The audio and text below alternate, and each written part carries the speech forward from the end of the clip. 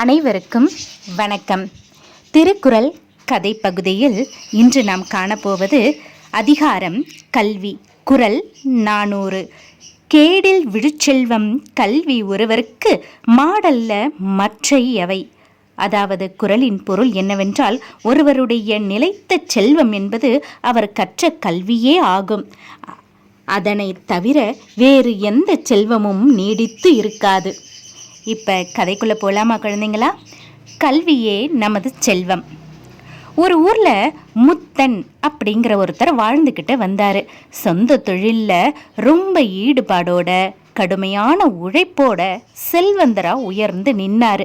அவருக்கு புகழினி, மதியழகன் அப்படின்னு 2 பிள்ளைகள் இருந்தாங்க.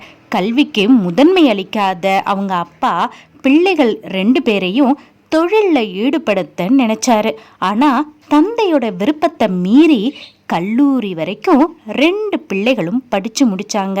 முத்தனுக்கு கல்வி மேலே பெரிய ஈடுபாடோ விருப்பமோ கிடையாது.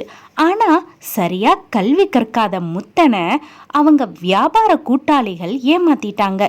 இதனால் வீடு, வயல், ஆடு, மாடு இப்படி எல்லா செல்வத்தையும் இழந்துட்டாரு. ஒருவேளை உணவுக்கே ரொம்ப கஷ்டப்படுற நிலைமைக்கு ஆளாயிட்டாரு.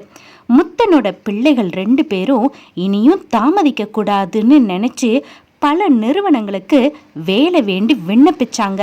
உரிய கல்வி தகுதி இருந்ததுனால 2 பேருக்கும் நல்ல வேலையும் கை நிறைய சம்பாத்தியமும் கிடைச்சது.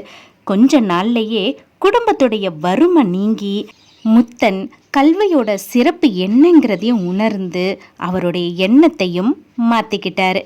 என்ன குழந்தைங்களா, கதை பிடிச்சிருந்ததா? கல்வி நமக்கு எந்த அளவுக்கு முக்கியம் பார்த்தீங்களா? நம்ம எல்லாரும் நல்லா படித்து நல்ல வேலைக்கு போகணும். அதுதான் நம்ம பெற்றோர்களும் விரும்புவாங்க இல்லையா?